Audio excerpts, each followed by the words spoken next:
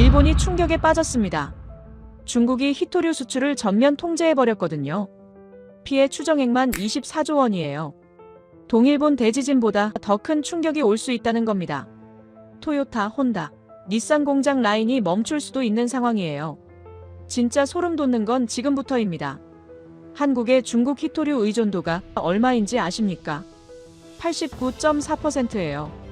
일본보다 훨씬 높습니다. 그럼 한국도 똑같이 당하는 거 아니냐고요? 아닙니다. 중국이 일본은 때리면서 한국은 건드리지 못하고 있어요. 왜 그럴까요? 한국이 뭔가를 갖고 있기 때문이에요. 중국이 30년간 목숨 걸고 지켜온 히토류 패권을 한 방에 무너뜨릴 수 있는 기술이요. 전 세계가 불가능하다고 했던 걸 한국 연구원들이 해냈습니다. 이 기술 때문에 지금 중국 히토류 가격이 60% 폭락했고 일본은 한국을 부러워하고 있어요. 오늘 이 모든 비밀을 다 공개합니다. 중국은 왜 무너지고 있는지, 일본은 왜 또 당했는지, 한국만 웃고 있는 진짜 이유까지. 끝까지 보시면 세상 보는 눈이 완전히 달라지실 겁니다. 자, 지금 바로 시작하겠습니다. 저는 2014년부터 미국 상무부에서 중국발 자원 리스크를 분석하는 일을 해왔는데요.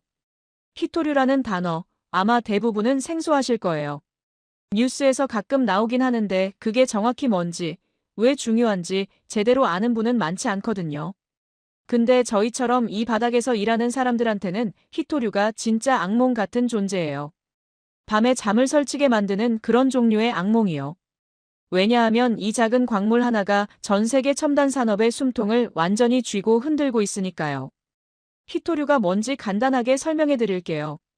히토류는 란타넘, 세륨, 네오디뮴 같은 17가지 원소를 통틀어 부르는 이름인데 이름에 희귀하다는 뜻의 희자가 들어가서 엄청 귀한 것처럼 느껴지잖아요.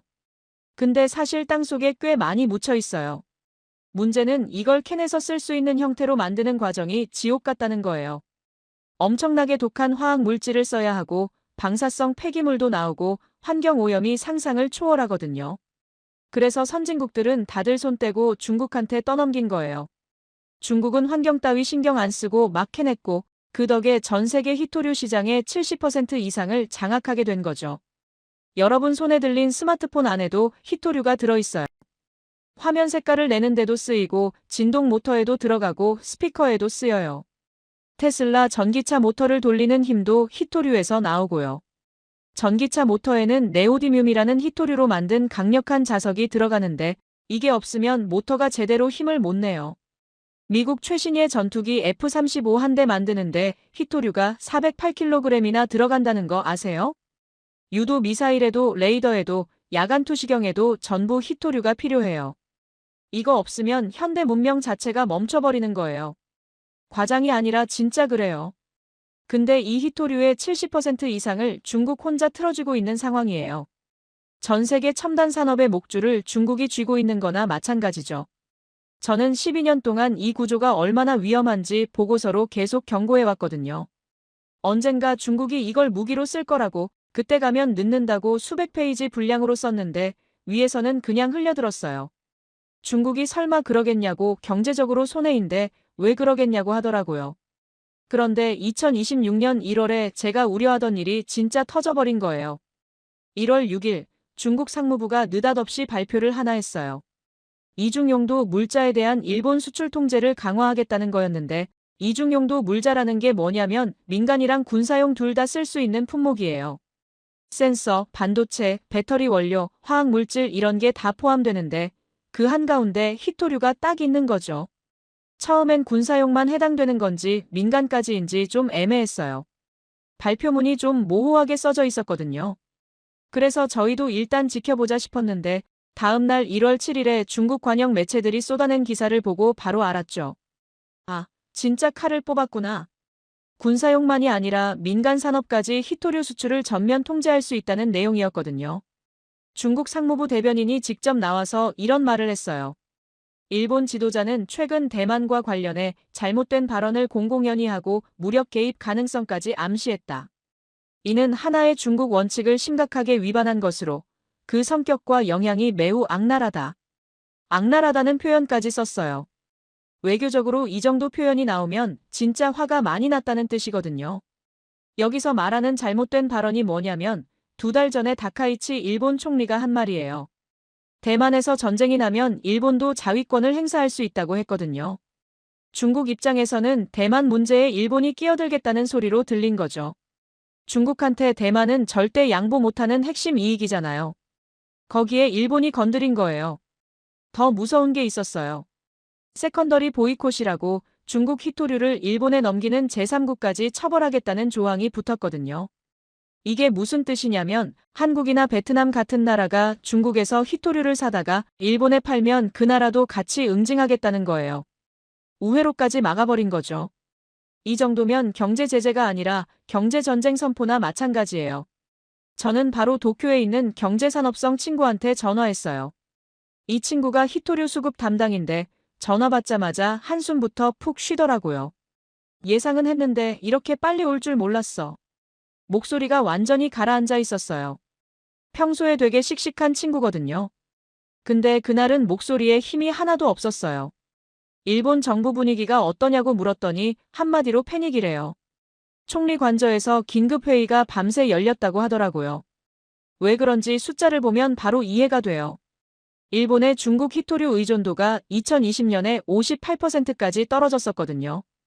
그때 일본 정부가 탈중국을 엄청 밀어붙인 덕분이었는데 문제는 그 다음이에요. 전기차 시장이 폭발하면서 희토류 수요가 급증했는데 일본 기업들이 결국 싼 중국산을 다시 사들이기 시작한 거예요. 호주나 베트남에서 사면 비싸고 중국에서 사면 반값도 안 되니까. 기업들 입장에서는 당장 비용 줄이는 게 급하잖아요. 그 바람에 2024년에는 의존도가 72%까지 다시 올라가 버렸어요. 15년 공들여 낮춰놓은 게 4년 만에 원점으로 돌아간 거죠. 더 심각한 건 중희토류예요. 희토류 중에서도 특히 무거운 원소들을 중희토류라고 부르는데 전기차 모터에 들어가는 핵심 소재예요. 고온에서도 자석이 힘을 잃지 않게 해주는 역할을 하거든요. 근데 일본은 이 중희토류를 사실상 전량 중국한테서 받고 있었어요. 99% 이상이 중국산이에요. 토요타, 혼다, 닛산 같은 일본 대표 자동차 회사들이 전기차 생산, 본격화하는 상황에 중희토류가 막히면 어떻게 되겠어요? 공장 라인이 써버리는 거예요. 수만 명이 일하는 공장이 멈춰버리는 거죠. 일본 내부에서 나온 피해 추정치가 연간 2조 6천억 엔이에요. 우리 돈으로 환산하면 약 24조 원인데 이게 얼마나 큰 돈인지 감이 잘 안 오실 수 있어요. 비교를 해드릴게요. 2011년 동일본 대지진 기억나세요? 쓰나미가 덮쳐서 원전이 터지고 난리가 났던 그 재난이요. 그때 일본이 입은 직접 피해액이 16조 엔 정도였거든요. 희토류 수출 통제 1년이면 그 대지진보다 더 큰 경제적 충격을 받을 수 있다는 얘기예요. 자연재해도 아니고 중국이 수출 안 하겠다고 한마디 한 것만으로 그 정도 피해가 예상된다는 게 말이 돼요? 근데 그게 현실이에요. 일본 언론은 완전 난리가 났어요. 니혼 게이자이 신문이 일면 톱으로 다뤘고 아사히 신문은 제2의 센카쿠 쇼크라는 제목을 뽑았더라고요. 방송에서는 연일 특집으로 이 소식을 다뤘고 경제 전문가들이 나와서 심각한 표정으로 분석을 내놓았어요. 센카쿠 쇼크라는 말이 나온 이유가 있어요. 16년 전에도 똑같은 일이 있었거든요. 그때 일본이 어떻게 됐는지 아세요?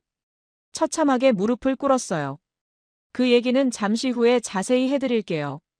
어쨌든 2026년 1월 중국의 이번 조치는 16년 전보다 훨씬 강경하고 노골적인 공격이었어요. 그때는 통관을 슬쩍 지연시키는 방식이었는데 이번엔 아예 대놓고 수출 금지를 선언하고 제3국 우회까지 막아버렸으니까요. 근데 제가 여기서 눈여겨본 건 따로 있었어요. 타이밍이에요. 공교롭게도 중국이 일본한테 희토류 폭탄 떨어뜨린 바로 그 시점에 한국 대통령이 중국을 국빈 방문 중이었거든요. 1월 6일부터 8일까지 시진핑 주석이랑 정상회담하고 경제협력 논의하고 그러는 중이었어요. 우연치고는 너무 절묘했죠. 저희 분석팀에서 의견이 분분했는데 한국은 살살대하면서 일본은 세게 때리는 모습을 일부러 보여주려는 거 아니냐는 분석이 꽤 설득력 있게 나왔어요. 한일 협력이나 한미일 공조에 쐐기 박으려는 갈라치기 전략이라는 거죠. 중국이 노림수를 둔 거예요. 실제로 중국은 한국 기업들한테는 개별 허가를 계속 내주고 있었거든요. 미국이랑 일본은 확 조이면서 한국만 살짝 빼주는 거예요. 삼성이나 현대 같은 기업들이 히토류 수입 신청하면 허가가 나오는데 일본 기업들은 서류가 계속 반려되고 지연되고 그랬다고 해요. 노골적인 차별 대우였죠.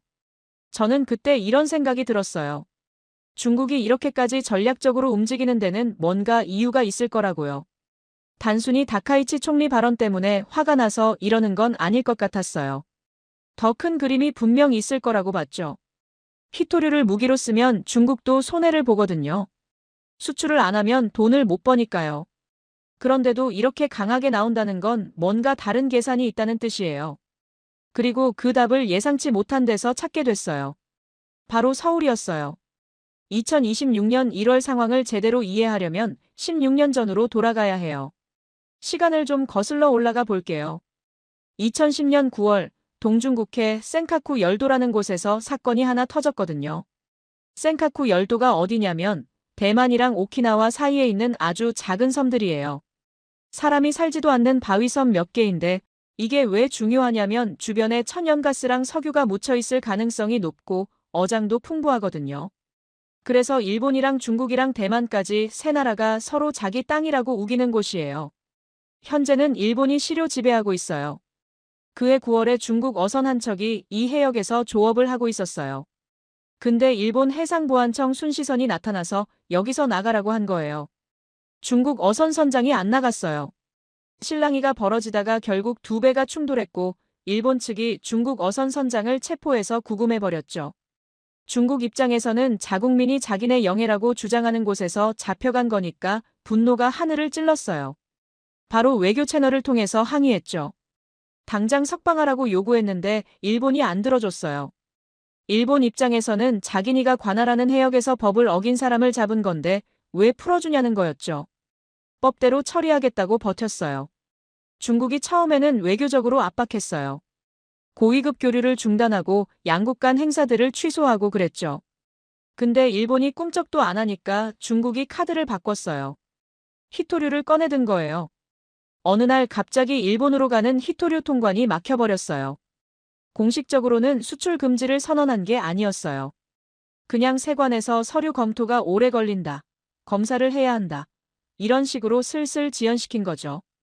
근데 결과적으로는 2달 동안 히토류가 단 한 톤도 일본에 안 들어간 거예요. 2달이 별거 아닌 것 같죠? 근데 당시 일본의 중국 히토류 의존도가 얼마였는지 아세요? 85%였어요. 일본이 쓰는 히토류의 85%가 중국에서 왔다는 얘기예요. 자동차 엔진에도 히토류가 들어가고 에어컨 압축기에도 들어가고 컴퓨터 하드디스크에도 들어가고 정밀 기계마다 전부 히토류가 필요한데 그 공급이 뚝 끊긴 거예요. 처음 며칠은 재고로 버텼어요. 기업들마다 비상용으로 쌓아둔 물량이 좀 있었거든요. 근데 일주일이 지나고 2주일이 지나도 통관이 안 되니까 재고가 바닥나기 시작했어요. 일본 전역의 공장들이 하나둘 멈추기 시작했죠.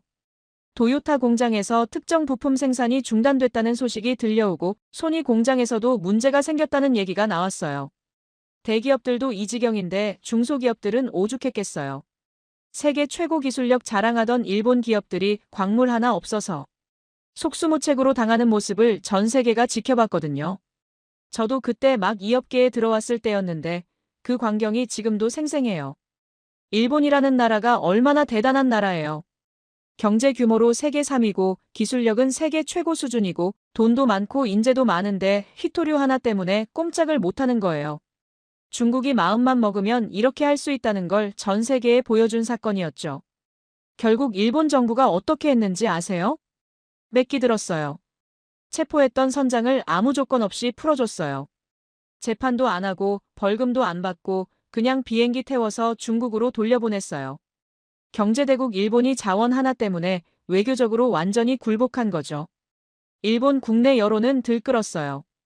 왜 범법자를 그냥 풀어주냐고 이게 나라냐고 난리가 났죠. 근데 정부 입장에서는 달리 방법이 없었어요. 히토류 공급이 계속 막혀 있으면 공장들이 줄줄이 문을 닫을 판이었으니까요. 실리를 택한 거예요. 그 사건 이후로 전 세계가 깨달은 게 있어요. 중국 히토류는 그냥 상품이 아니라 언제든 목줄을 쥘 수 있는 무기라는 거요. 중국이 마음만 먹으면 특정 국가의 산업 전체를 마비시킬 수 있다는 걸 실제로 보여줬으니까요. 일본은 이 치욕을 절대 안 잊었어요. 겉으로는 조용히 고개 숙이고 선장 풀어줬지만 속으로는 이를 갈았죠. 그리고 물밑에서 15년짜리 복수 프로젝트를 가동하기 시작했어요. 정부랑 기업들이 탈중국에 엄청난 돈을 쏟아부었거든요. 가장 먼저 한 게 공급처 분산이었어요. 중국 말고 다른 데서도 히토류를 사올 수 있게 루트를 뚫은 거예요. 호주에 라이너스라는 광산업체가 있는데 일본 정부가 여기에 수천억 원을 투자했어요. 라이너스가 말레이시아에 정제 공장을 짓는 것도 일본 돈이 들어갔고 베트남에 생산기지 만드는 것도 일본이 지원했어요. 그 결과 2010년에 90% 가까이 됐던 중국 의존도를 2020년에 58%까지 끌어내렸어요. 10년 만에 30%포인트 넘게 낮춘 거죠. 대단한 성과였어요. 거기다 히토류를 아예 안 쓰거나 확 줄이는 기술 개발에도 목숨을 걸었어요. 일본 기업들이 연구 개발에 천문학적인 돈을 쏟아부었거든요. 도요타는 전기차 모터에 들어가는 자석에서 네오디뮴 사용량을 절반으로 줄이는 데 성공했어요. 같은 성능을 내면서 히토류를 반만 쓰는 기술을 개발한 거죠. 혼다는 더 나갔어요. 2016년에 세계 최초로 히토류를 전혀 안 쓰는 하이브리드 자동차용 모터를 상용화했거든요. 페라이트라는 일반 자석으로 모터를 만들어서 양산에 성공한 거예요. 자원이 없으면 기술로 이기겠다는 일본식 전공법이었죠. 도시광산이라는 카드도 꺼냈어요. 도시광산이 뭐냐면 버리는 전자제품에서 희귀금속을 뽑아내는 거예요. 스마트폰이나 컴퓨터, 가전제품 안에 히토류가 조금씩 들어있잖아요. 이걸 재활용하면 땅을 안 파도 히토류를 얻을 수 있거든요. 일본은 이 기술에 집중 투자했어요. 땅을 파는 대신 쓰레기 더미에서 보물을 찾겠다는 발상이었죠. 2027년 2월부터는 더 야심찬 계획도 발표했어요. 도쿄에서 2000km 떨어진 미나미토리시마라는 섬 근처 해저에 히토류가 엄청 묻혀 있다는 게 확인됐거든요. 일본 정부가 여기서 직접 히토류를 캐겠다고 선언한 거예요. 수심 6000m 바다 밑에서 자원을 끌어올리겠다는 건데 기술적으로 엄청 어려운 일이에요. 근데 일본이 그걸 하겠다고 나선 거죠. 중국 코 납작하게 해주겠다는 의지의 표현이었어요. 15년 동안 이렇게 준비했으니까 일본은 자신만만했을 거예요. 이제 중국한테 끌려다니지 않아도 된다고 다시는 2010년 같은 치욕을 안 당할 거라고 생각했겠죠. 근데 결과가 어떻게 됐어요? 2024년에 의존도가 다시 72%로 뛰어올랐잖아요. 15년 공들인 게 물거품이 된 거예요.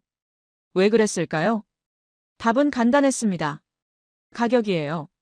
아무리 공급처를 분산하고 기술을 개발해도 중국산 히토류가 압도적으로 쌌거든요. 호주나 베트남에서 정제한 히토류는 중국산보다 몇 배는 비싸요. 환경 규제 지키면서 만드니까 비용이 올라갈 수밖에 없거든요. 일본 기업들 입장에서는 당장 눈앞의 비용을 줄이는 게 급하잖아요. 경쟁사들은 싼 중국산 쓰는데 자기네만 비싼 호주산 쓰면 가격 경쟁에서 밀리니까요. 결국 하나둘 다시 중국산을 사들이기 시작했고 의존도가 슬금슬금 올라간 거예요. 거기다 전기차 시장이 폭발하면서 히토류 수요 자체가 급증한 것도 한몫했어요. 필요한 양이 확 늘어났는데 중국 말고는 그 물량을 맞춰줄 데가 없었던 거죠. 15년 공들인 탈중국이 싼 가격 앞에서 무너져 내린 거예요. 정말 아이러니하죠. 그래서 2026년 1월에 중국이 다시 칼을 뽑았을 때 일본은 16년 전이랑 똑같은 처지가 되어버린 거예요. 아니, 더 나빠졌습니다. 그때는 통관 지연이라는 애매한 방식이었는데 이번엔 대놓고 수출 금지 선언이잖아요. 세컨더리 보이콧까지 붙어서 우회로도 막혔고요. 16년 전에는 일본이 굴욕적으로 굽히고 나서 복수를 준비할 시간이라도 있었는데 이번엔 그런 여유도 없어 보여요. 저는 일본 친구한테 물어봤어요. 그래서 이번엔 어떻게 할 거냐고. 한참 침묵하다가 이런 말을 하더라고요. 솔직히 모르겠어. 당장 뾰족한 수가 없어. 근데 한 가지 확실한 건 있어. 뭔데? 한국이 부럽다. 그 말이 너무 의외였어요. 한국이요?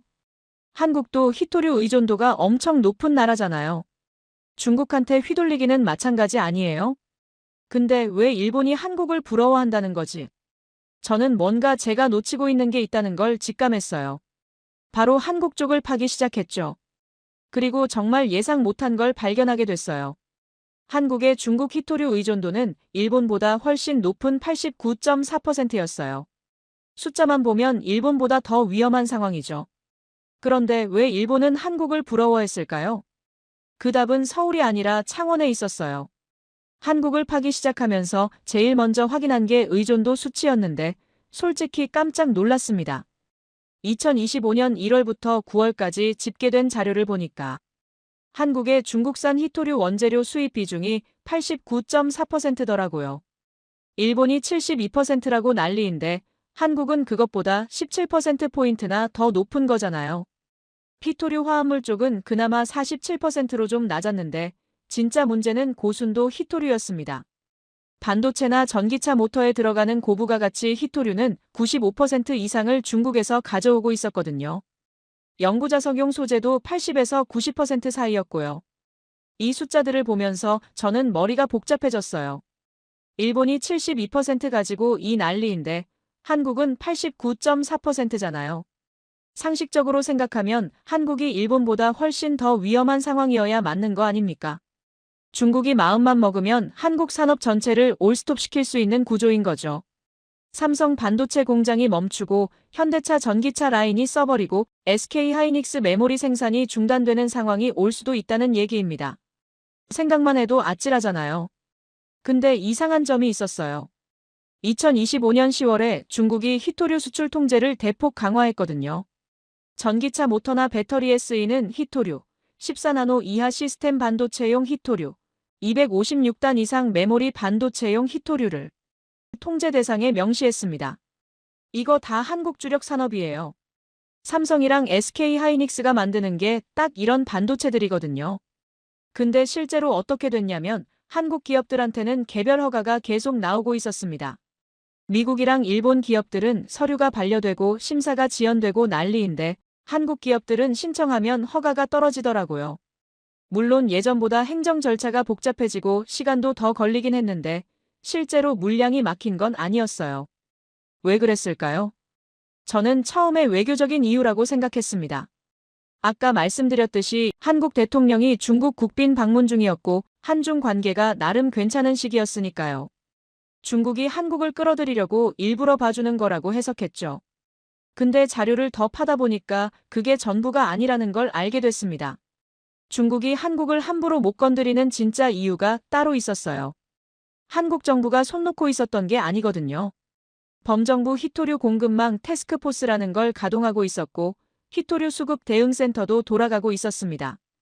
중국 수출 통제 강화에 대비해서 여러 가지 대응책을 준비해 놓은 거죠. 수입선 다변화 작업이 진행 중이었어요. 호주, 베트남, 미국, 캐나다 같은 나라들이랑 광산 개발 협력하고 장기 구매 계약을 맺고 있었습니다. 전략 비축 물량도 늘리고 있었고요. 단기 공급 차질에 대비해서 창고에 히토류를 쌓아두고 있었던 거죠. 근데 이건 일본도 다 하는 거잖아요. 일본도 공급처 분산하고 비축량 늘리고 그렇게 해왔는데 결국 의존도가 다시 올라갔단 말입니다. 한국이라고 다를 게 뭐가 있겠어요. 가격이 싸면 결국 중국산 사게 되어 있고 그러면 의존도는 다시 올라가게 되어 있는 거죠. 저도 처음엔 그렇게 생각했습니다. 한국도 결국 일본이랑 똑같은 길을 걸을 거라고요. 그런데 한국 정부 대응책 목록을 쭉 읽어내려가다가 눈이 딱 멈춘 항목이 있었어요. 제자원화랑 국산화라고 적힌 부분이었습니다. 폐모터랑 연구자석에서 히토류를 회수하는 기술, 히토류 사용량을 줄이는 저감 기술, 그리고 대체 소재와 대체 자석 개발이라고 쓰여 있더라고요. 대체 자석이라는 단어가 눈에 확 들어왔습니다. 히토류를 안 쓰는 자석을 개발하고 있다는 뜻이잖아요. 이게 만약 성공하면 게임 체인저가 되는 거거든요. 중국 히토류에 의존하는 구조 자체를 뿌리째 바꿔버릴 수 있으니까요. 저는 바로 관련 자료를 찾기 시작했습니다. 한국이 대체 자석을 어디까지 개발했는지 확인하고 싶었거든요. 근데 정보가 잘 안 나오더라고요.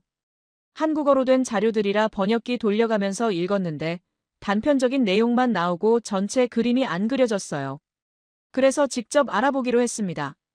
한국에 있는 지인한테 연락해서 히토류 대체 기술 연구하는 곳이 어디냐고 물어봤더니 한국재료연구원을 가보라고 하더라고요. 창원에 있다고 했습니다. 창원이요. 서울도 아니고 부산도 아니고 창원이라는 도시에 답이 있다고 했을 때 솔직히 좀 의아했어요. 근데 알고 보니까 창원이 한국 제조업의 심장 같은 곳이더라고요.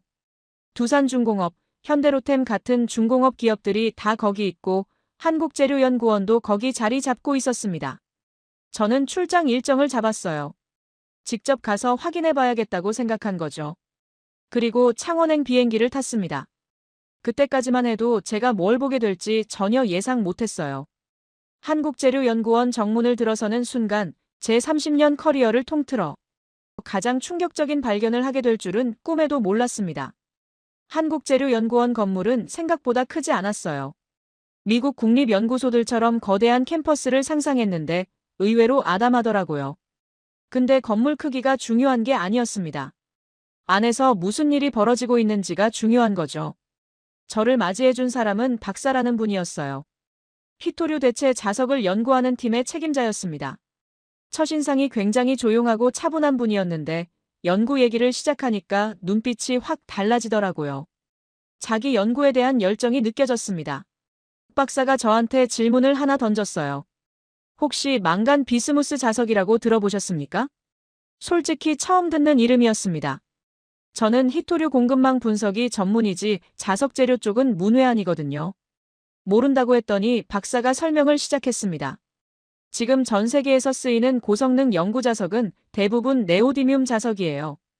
네오디뮴이라는 히토류로 만든 자석인데 자력이 엄청 강합니다. 전기차 모터, 풍력 발전기, 산업용 로봇 같은데 다 이 자석이 들어가죠. 근데 문제가 뭐냐면 네오디뮴이 히토류라는 거예요. 중국이 70% 이상 장악하고 있는 그 히토류 말입니다. 그래서 전 세계 과학자들이 오래전부터 히토류 없이 강한 자석을 만들 수 없을까 연구해왔거든요. 후보 물질이 몇 가지 있었는데 그중 하나가 망간 비스무스였습니다. 망간이랑 비스무스는 히토류가 아니에요. 지구 어디에나 흔하게 있는 금속들이죠. 중국에 의존할 필요가 전혀 없습니다. 이론적으로는 이 두 금속을 조합하면 꽤 강한 자석을 만들 수 있다고 알려져 있었어요. 문제는 실제로 만들기가 너무 어렵다는 거였습니다. 박 박사가 왜 어려운지 설명해 줬는데 듣다 보니까 진짜 난이도가 장난이 아니더라고요. 망간이랑 비스무스는 서로 성질이 너무 달라서 섞기가 까다롭대요. 보통 자석을 만들 때는 재료를 높은 온도로 가열해서 녹인 다음에 굳히거든요. 근데 망간 비스무스는 온도를 올리면 바로 분해되어 버린다고 합니다. 자석으로서의 성질을 잃어버리는 거죠. 전 세계 연구팀들이 수십 년간 도전했는데 번번이 실패했어요. 미국, 일본, 독일, 중국까지 내로라 하는 나라들이 다 시도했는데 안 됐습니다. 그래서 학계에서는 망간 비스무스 자석은 이론상으로만 가능하고 실제로는 불가능하다는 게 정설처럼 굳어져 있었대요. 저는 물어봤습니다. 그런데 한국팀은 성공한 겁니까? 박사가 고개를 끄덕이더라고요. 그리고 이렇게 말했습니다. 발상을 완전히 뒤집었습니다. 온도를 올리면 분해된다면서요. 그러면 온도를 안 올리면 되는 거 아닙니까? 순간 무슨 말인지 이해가 안 됐어요. 자석을 만들려면 재료를 녹여야 하는 거 아닌가요? 근데 온도를 안 올린다니 그게 무슨 뜻이지 싶었습니다. 기존 방식은 고온에서 재료를 녹여서 합치는 거였는데 한국팀은 저온에서 엄청난 압력을 가해서 재료를 합치는 방식을 개발했대요. 저온 소결 기술이라고 부른다고 하더라고요. 쉽게 말하면 뜨겁게 녹이는 대신 차갑게 눌러서 붙이는 거죠. 이 발상의 전환이 핵심이었습니다. 온도를 낮추니까 망간 비스무스가 분해되지 않았고 강한 압력으로 누르니까 재료들이 단단하게 결합됐대요. 말로 들으면 간단해 보이는데 실제로 이걸 구현하는 게 엄청 어려웠다고 합니다. 압력을 얼마나 줘야 하는지, 온도는 정확히 몇 도로 유지해야 하는지, 시간은 얼마나 걸려야 하는지를 찾아내는데 수년이 걸렸대요. 수천 번의 실험 끝에 최적의 조건을 찾아낸 거죠. 결과물을 보여주겠다고 해서 따라갔습니다. 실험실 안에 작은 자석 샘플들이 있었는데 겉보기에는 그냥 까만 금속 조각이더라고요. 별거 아닌 것 같았어요. 근데 박사가 측정 데이터를 보여주는 순간 눈이 번쩍 뜨였습니다. 최대 자기 에너지적이라는 수치가 있는데 자석의 성능을 나타내는 지표거든요. 이 수치가 높을수록 강한 자석이라는 뜻입니다. 한국팀이 만든 망간 비스무스 자석의 수치가 10.5mgO였어요. 이게 어느 정도 수준이냐면 비히토류 자석 중에서는 세계 최고 기록이었습니다. 기존의 다른 나라들이 만든 망간 비스무스 자석은 잘 해봐야 5에서 6 정도였거든요. 한국팀이 거의 2배 가까운 성능을 달성한 겁니다. 물론 네오디뮴 자석이랑 비교하면 아직 차이가 있어요. 네오디뮴 자석은 40에서 50 정도 나오거든요. 근데 중요한 건 방향성입니다. 지금까지 불가능하다고 여겨지던 걸 가능하게 만들었다는 거잖아요. 10.5면 당장 모든 용도에 쓸 수는 없어도 특정 분야에서는 충분히 쓸 수 있는 수준이래요. 에어컨 압축기 모터나 소형 전자기기용 모터 같은 데는 이 정도 성능이면 된다고 하더라고요. 그리고 연구가 계속되면 성능은 더 올라갈 거라고 했습니다. 저는 질문을 던졌어요. 이게 실험실 수준입니까? 아니면 실제로 생산이 가능한 겁니까? 박사가 이 질문을 기다렸다는 듯이 대답하더라고요. 한국재료연구원이 공식 발표를 했는데 이 기술을 노바텍이라는 한국 자석 제조 기업에 이전하기로 했다고 합니다. 기술 이전이 진행 중이고 조만간 양산체제에 들어갈 거라고 했어요. 이게 무슨 뜻이냐면 연구실에서만 존재하던 기술이 실제 공장에서 제품으로 찍혀 나온다는 얘기입니다. 세계 최초로 비히토류 망간 비스무스 연구 자석이 산업 현장에 투입되는 거죠. 저는 솔직히 그 순간 소름이 돋았습니다. 이게 실현되면 히토류 시장의 판도가 완전히 바뀌는 거거든요. 전기차 모터에 히토류가 안 들어가도 되고 산업용 로봇에도 히토류가 필요 없어지고 그러면 중국이 쥐고 있는 히토류 무기의 위력이 확 떨어지는 겁니다. 이 연구를 시작한 게 언제입니까? 2018년부터라고 하더라고요. 7년이에요. 7년 동안 묵묵히 연구해서 여기까지 온 겁니다. 전 세계가 불가능하다고 했던 걸 7년 만에 해낸 거죠. 일본이 15년 동안 탈중국한다고 공급처 분산하고 재활용 기술 개발하고 별짓을 다 했는데 결국 의존도가 다시 올라갔잖아요. 근데 한국은 다른 길을 간 겁니다. 공급처를 바꾸는 게 아니라 아예 히토류 자체를 안 쓰는 기술을 개발한 거예요. 게임의 규칙 자체를 바꿔버린 거죠. 제 일본 친구가 왜 한국이 부럽다고 했는지 그제야 이해가 됐습니다. 일본도 이런 연구를 안 한 건 아니에요. 근데 성과가 안 나왔거든요. 한국이 먼저 해낸 겁니다. 창원에서 서울로 돌아오는 기차 안에서 저는 계속 생각했습니다. 이게 단순히 자석 하나 개발한 게 아니라는 걸요. 30년간 이어져 온 중국의 히토류 패권 구조에 균열을 내는 사건이라는 걸요. 근데 아직 확인해야 할 게 남아 있었습니다.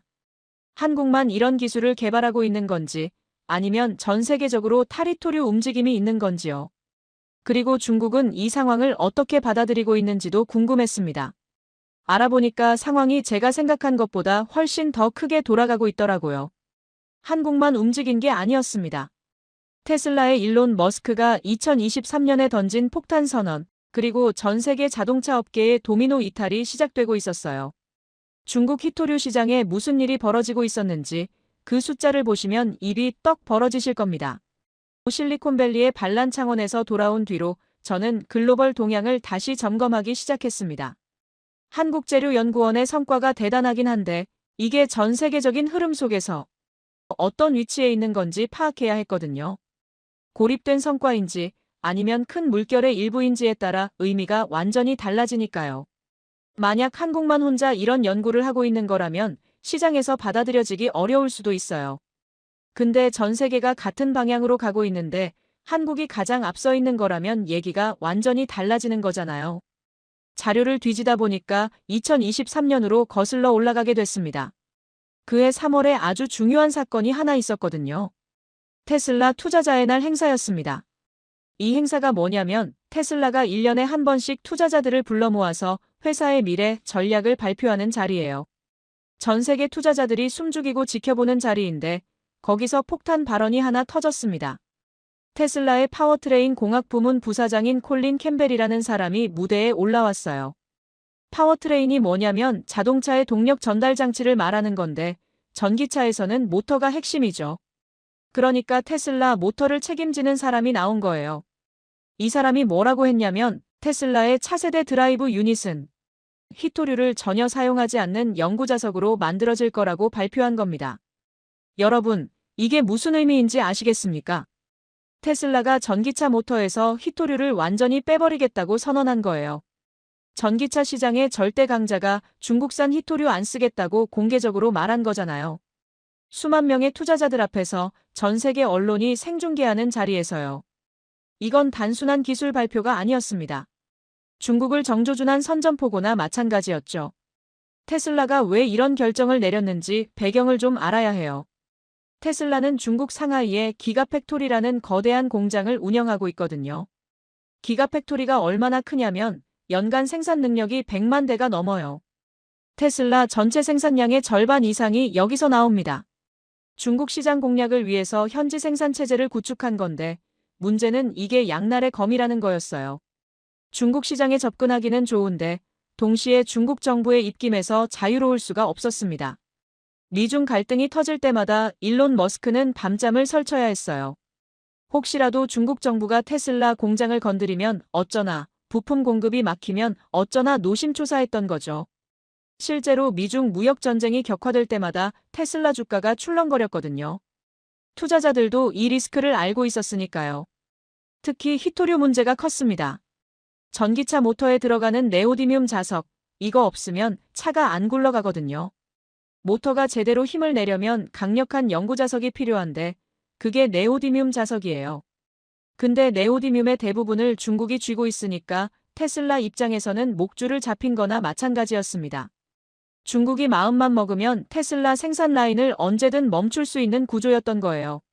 머스크가 아무리 천재적인 사업가라도 원자재가 없으면 차를 못 만들잖아요. 그래서 테슬라가 내린 결론이 뭐냐면 아예 히토류를 안 쓰는 모터를 만들자는 거였습니다. 중국한테 끌려다니느니 기술로 독립하겠다는 선언이었죠. 몇 년이 걸리든 돈이 얼마가 들든 히토류 없이 돌아가는 모터를 만들어서 중국 의존에서 벗어나겠다는 거예요. 테슬라가 대안으로 내세운 소재가 페라이트입니다. 페라이트가 뭐냐면 철이랑 산화물을 섞어서 만든 자석인데 우리 주변에서 흔히 볼 수 있어요.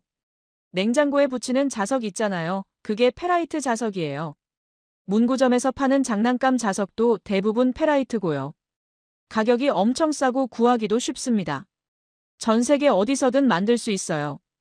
히토류 자석보다 자력은 좀 약한데 고온에서 잘 버틴다는 장점이 있습니다. 전기차 모터가 돌아갈 때 열이 엄청 나거든요. 고속으로 회전하면서 마찰열이 발생하고 전류가 흐르면서 저항열도 생기고 그 열을 견뎌야 하는데 페라이트가 그 부분에서는 오히려 낫다는 거죠. 네오디뮴 자석은 열에 약해서 온도가 올라가면 자력이 떨어지거든요. 물론 자력이 약하니까 같은 출력을 내려면 모터 크기가 좀 커져야 하는 단점은 있어요. 근데 테슬라 엔지니어들이 그 문제를 설계로 해결하겠다고 한 거예요. 모터 구조를 바꾸고 권선 방식을 개선하고 냉각 시스템을 최적화해서 페라이트 자석으로도 충분한 성능을 내겠다는 거죠. 테슬라가 이런 발표를 하자마자 전 세계 자동차 업계가 발칵 뒤집혔습니다. 제너럴 모터스, 그러니까 GM이 바로 반응했어요. 자기네도 히토류 사용량을 대폭 줄인 모터를 개발 중이라고 발표했죠. BMW도 가세했습니다. 차세대 전기차 플랫폼에서 히토류 의존도를 낮추겠다고 선언했어요. 제규어 랜드로버, 폭스바겐, 현대차까지 줄줄이 비슷한 방향을 발표하기 시작했습니다. 도미노가 쓰러지듯이 글로벌 자동차 업체들이 타리토류 대열에 합류한 거예요. 한 회사가 움직이니까 다른 회사들도 안 움직일 수가 없는 거죠. 테슬라가 히토류 없이 싼 차를 만들면 다른 회사들은 경쟁이 안 되니까요. 이 흐름이 왜 무서운지 숫자로 보여드릴게요. 히토류의 가장 큰 수요처가 어디인 줄 아십니까? 바로 전기차 모터입니다. 전 세계 네오디뮴 수요의 상당 부분이 전기차 모터용 자석에서 나오거든요. 앞으로 전기차 시장이 얼마나 커질지 아시잖아요. 2030년이면 전 세계 자동차 판매의 절반 이상이 전기차가 될 거라는 전망이 나와요. 어마어마한 시장이죠. 근데 이 거대한 시장이 히토류를 안 쓰는 방향으로 가고 있는 겁니다. 중국 입장에서는 악몽이죠. 자기네가 30년간 공들여 쌓아온 히토류 패권의 핵심 수요처가 사라지는 거니까요. 전기차 시장이 커지면 커질수록 히토류 수요도 같이 커질 거라고 기대했을 텐데 그 기대가 물거품이 되고 있는 거예요. 테슬라 발표 이후로 히토류 시장에 어떤 변화가 생겼는지 아세요?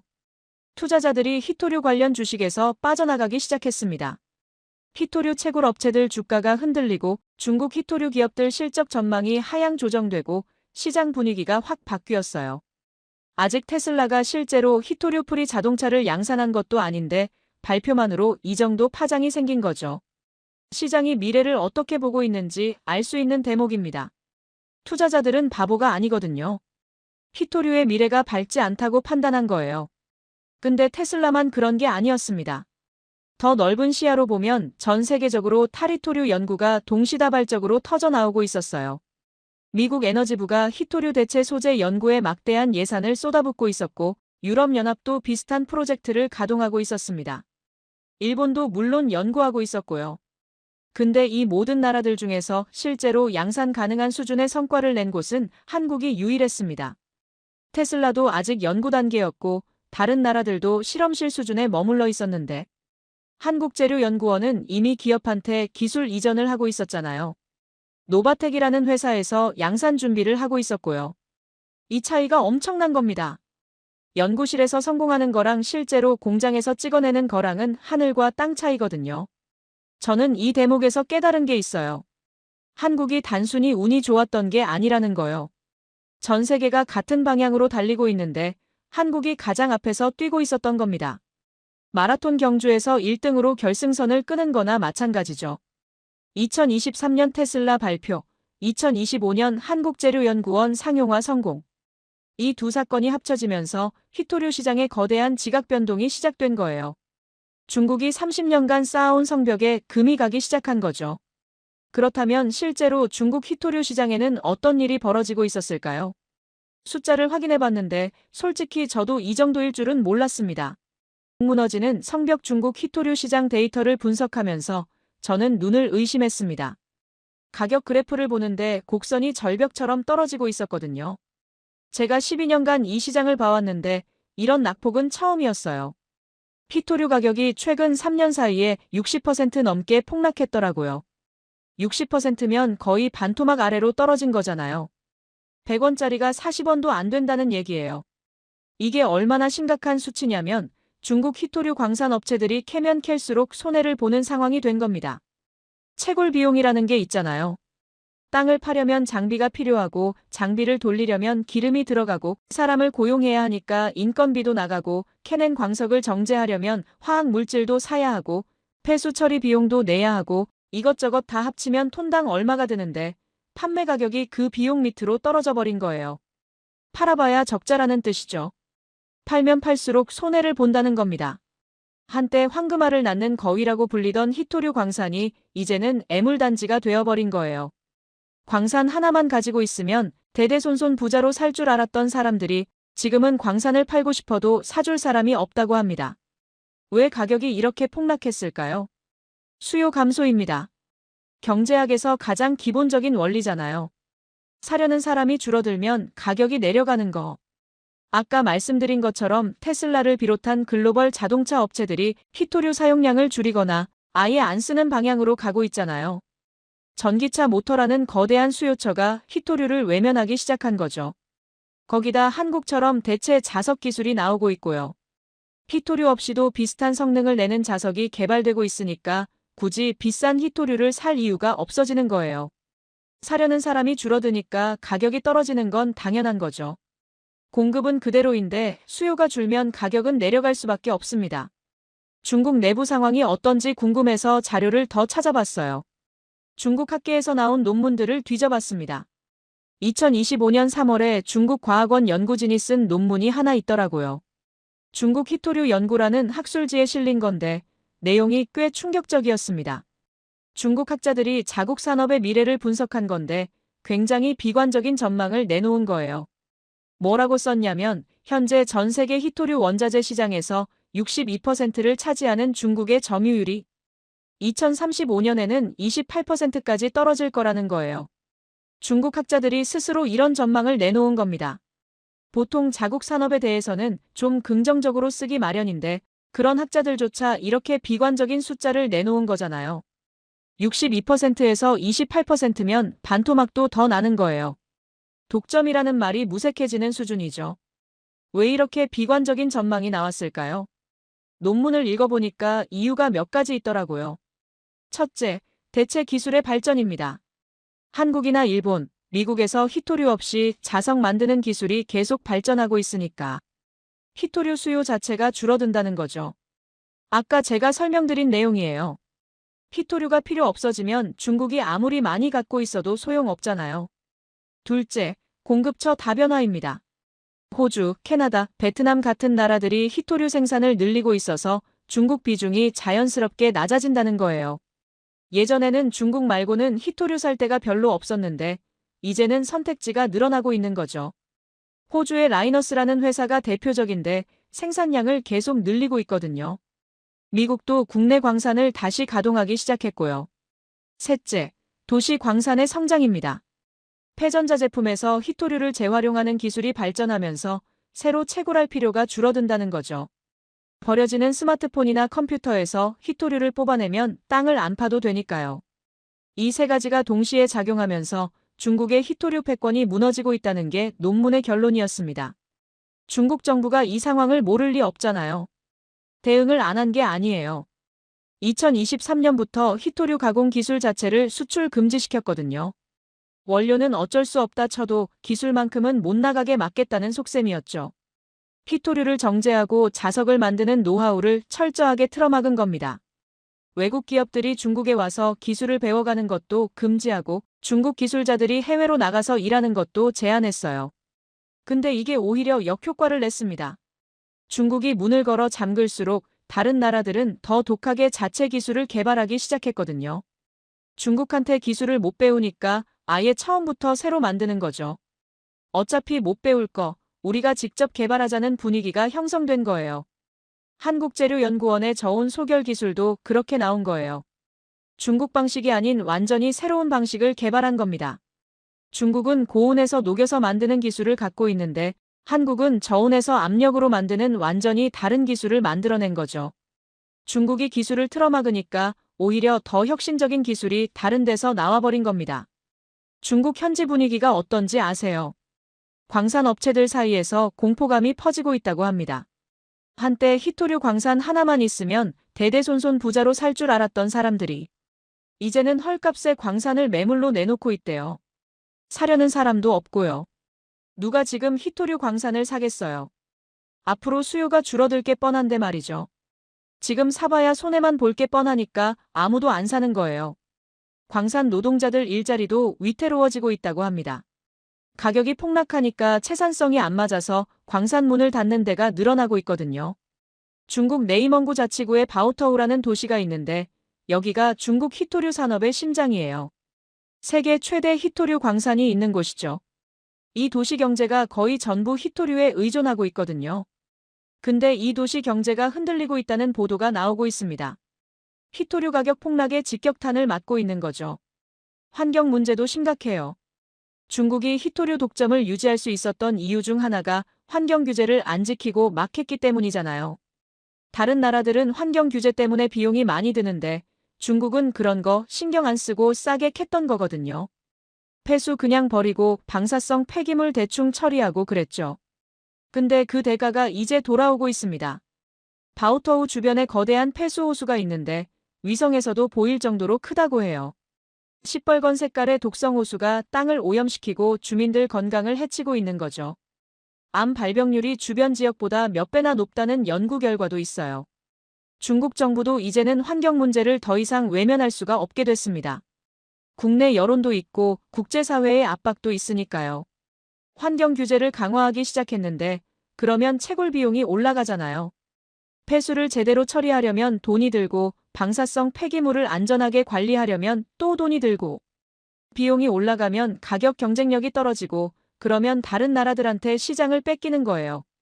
환경을 지키자니 돈을 잃고 돈을 벌자니 환경을 포기해야 하는 딜레마에 빠진 겁니다. 저는 이 모든 상황을 보면서 느낀 게 있어요. 중국이 30년간 쌓아온 히토류 패권의 기반이 근본적으로 흔들리고 있다는 거요. 가격은 폭락하고 수요는 줄어들고 대체 기술은 나오고 환경 비용은 올라가고 사방에서 압박이 들어오고 있는 거죠. 물론 중국이 아직도 세계 히토류 시장의 60% 이상을 장악하고 있는 건 맞아요. 하루아침에 무너지지는 않을 겁니다. 근데 방향은 확실해요. 중국의 히토류 무기가 점점 무뎌지고 있다는 거죠. 날카롭던 칼날에 녹이 슬기 시작한 겁니다. 그렇다면 이 와중에 한국은 어떤 위치에 있는 걸까요? 89.4%라는 높은 의존도가 오히려 기회가 될 수 있는 상황이에요. 왜냐하면 한국이 대체 기술을 가장 먼저 상용화하고 있으니까요. 지금 당장은 중국 히토류를 많이 수입하고 있지만 망간 비스무스 자석이 양산되기 시작하면 그 의존도가 확 떨어질 수 있거든요. 그리고 한국이 개발한 기술을 다른 나라에 수출할 수도 있는 거죠. 기술을 사고 싶어 하는 나라가 줄을 설 수도 있어요. 저는 이쯤에서 궁금해졌습니다. 한국의 대체 기술 개발 말고 다른 대응책은 뭐가 있는지 알아보고 싶었어요. 정부 차원에서 어떤 전략을 갖고 있는지 큰 그림이 궁금했거든요. 그래서 서울로 올라가서 산업통상자원부 관계자를 만나봤습니다. 거기서 들은 얘기가 정말 흥미롭더라고요. 히토류 수급 대응센터에서 일하는 분이었는데 만나자마자 이런 말을 하더라고요. 대체 자석 기술은 훌륭한 성과입니다. 근데 그것만으로는 부족해요. 우리는 다층적으로 접근하고 있습니다. 다층적 접근이라는 말이 인상적이었어요. 한 가지 방법에만 의존하지 않고 여러 가지를 동시에 추진하고 있다는 뜻이잖아요. 자세히 물어봤더니 한국 정부의 전략이 크게 4가지 축으로 구성되어 있다고 하더라고요. 첫째가 수입선 다변화입니다. 중국에만 의존하지 말고 여러 나라에서 히토류를 사오자는 건데 사실 이건 일본도 했던 거잖아요. 근데 한국은 좀 다르게 접근하고 있다고 하더라고요. 단순히 물건을 사오는 게 아니라 아예 광산 개발 단계부터 참여하고 있대요. 그게 무슨 차이가 있냐고요? 엄청난 차이가 있어요. 시장에서 히토류를 사오는 건 그냥 소비자 입장인 거예요.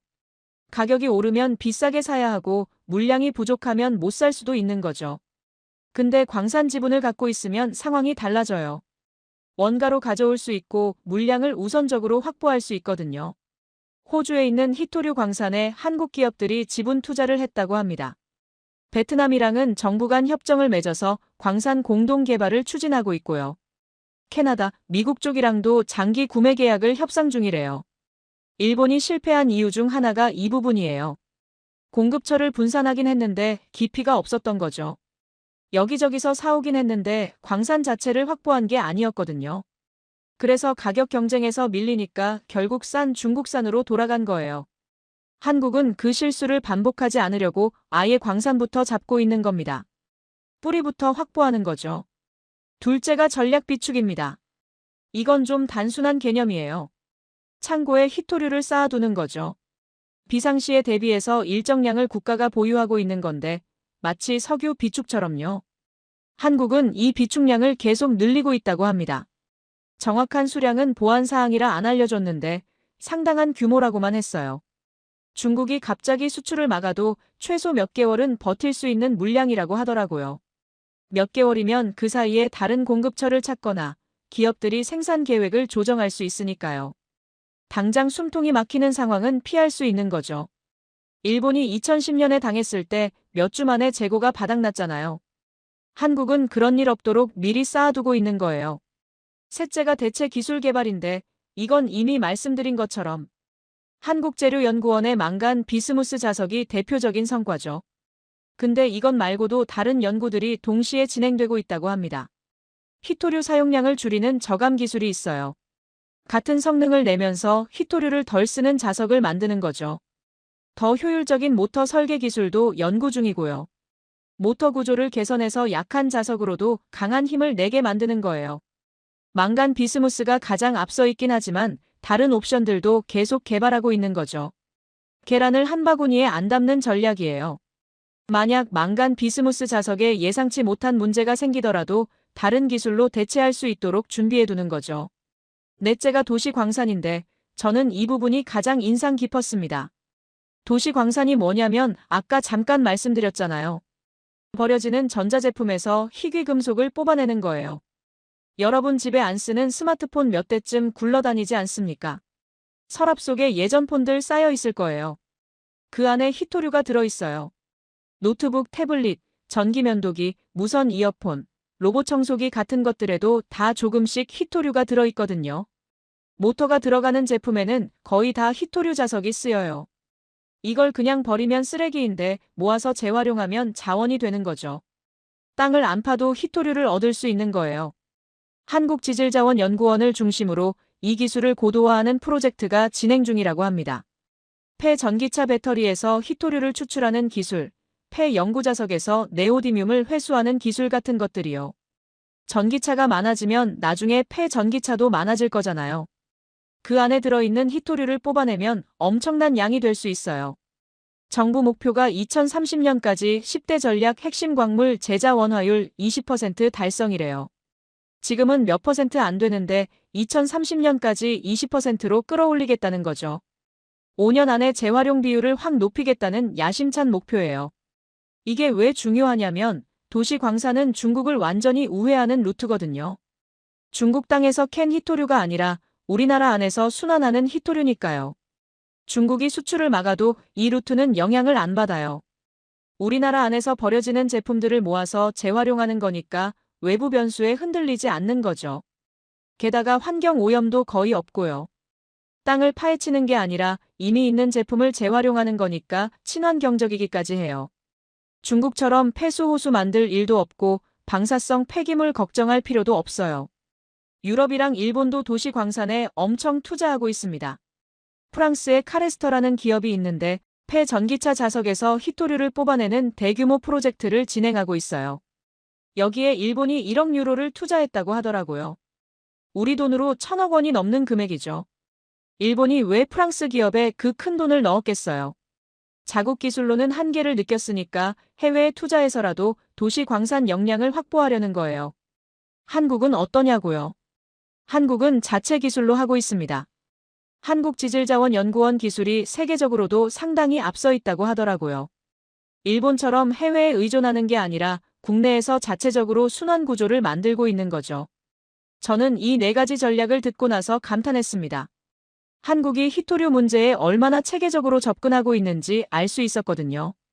수입선 다변화로 중국 비중을 낮추고 전략 비축으로 단기 위기에 대비하고 대체 기술로 히토류 수요 자체를 줄이고 도시 광산으로 자체 공급원을 확보하고 4가지가 동시에 돌아가고 있는 거예요. 어느 하나가 막혀도 다른 루트가 있으니까 중국이 함부로 건드리기 어려운 구조가 되는 거죠.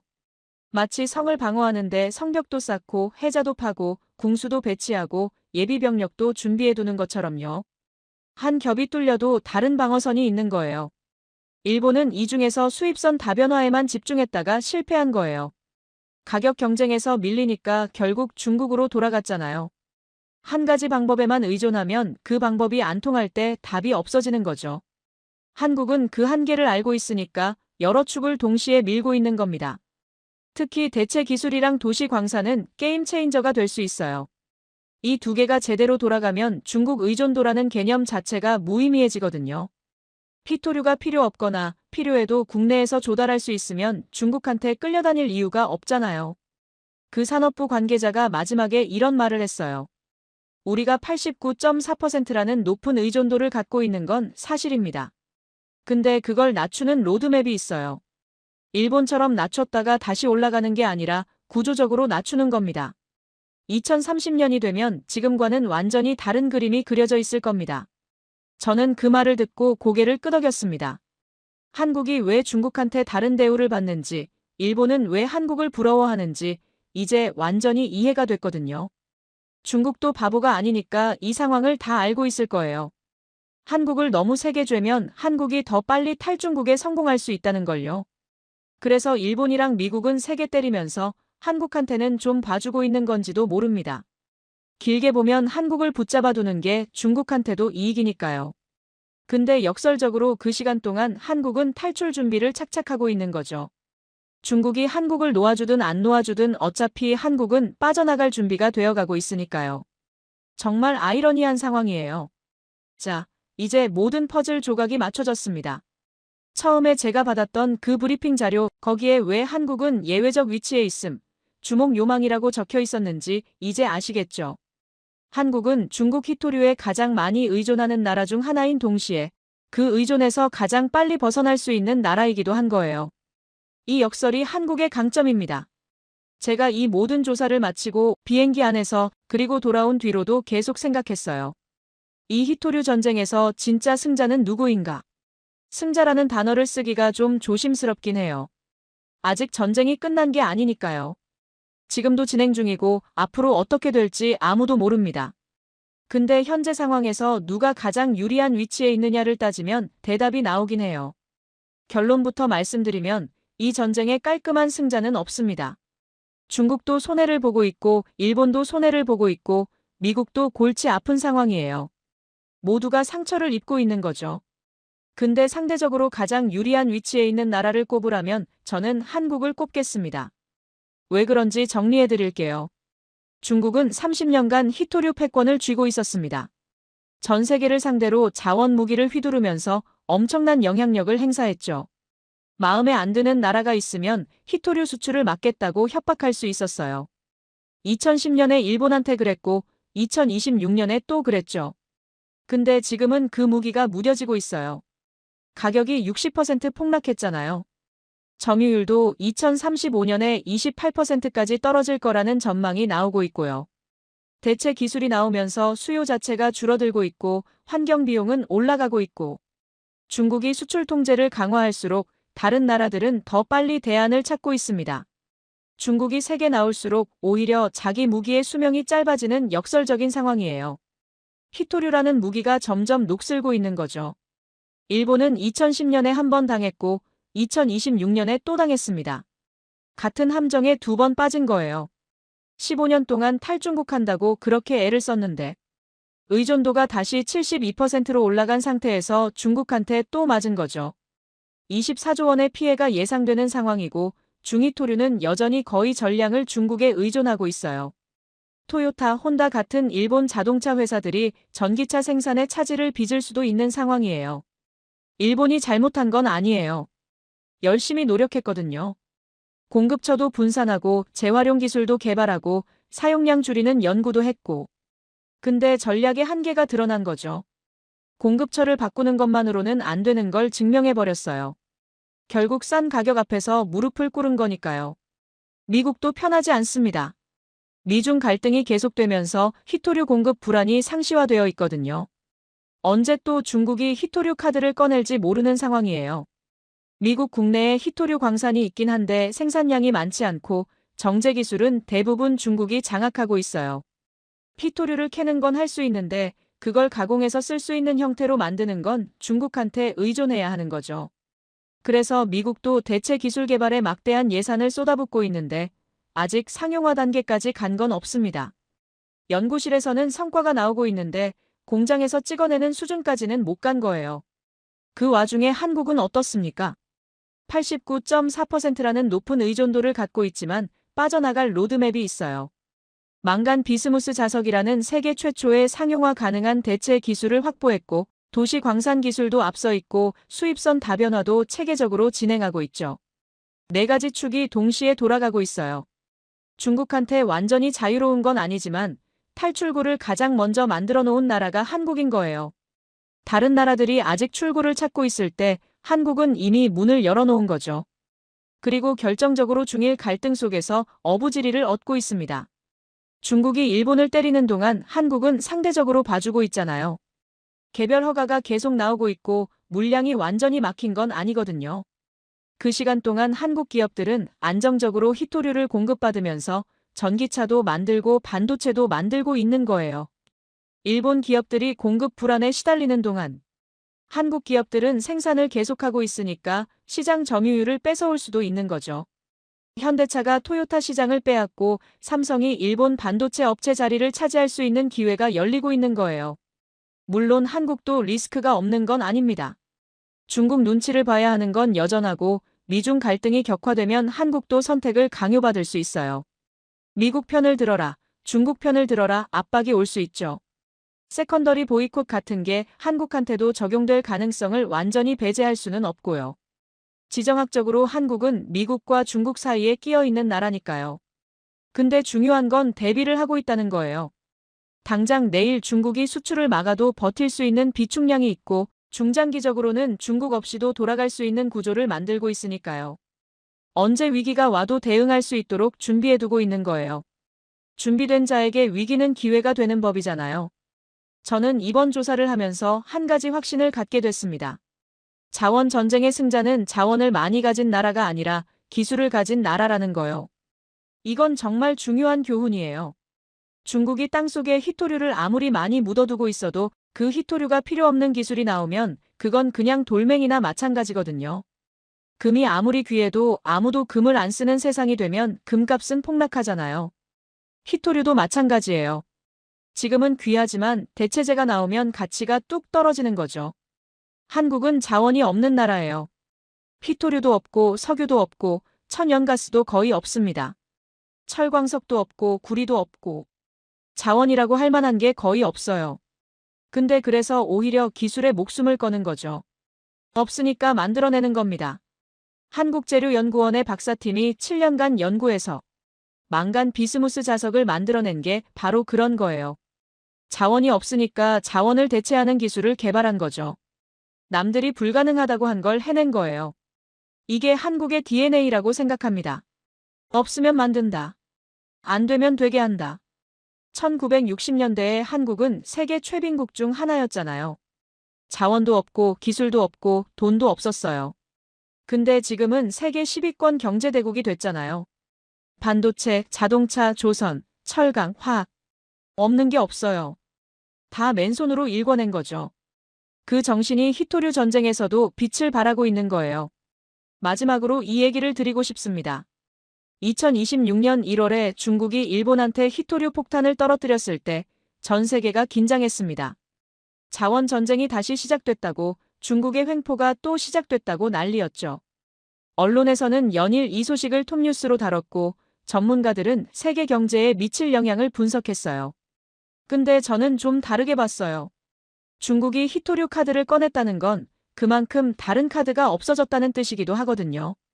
예전에는 희토류 카드를 꺼내면 상대방이 바로 무릎을 꿇었어요. 2010년 일본처럼요. 2달 만에 항복했잖아요. 근데 지금은 상황이 달라졌습니다. 대체 기술이 나오고 있고 공급처가 다변화되고 있고 재활용 기술도 발전하고 있어요.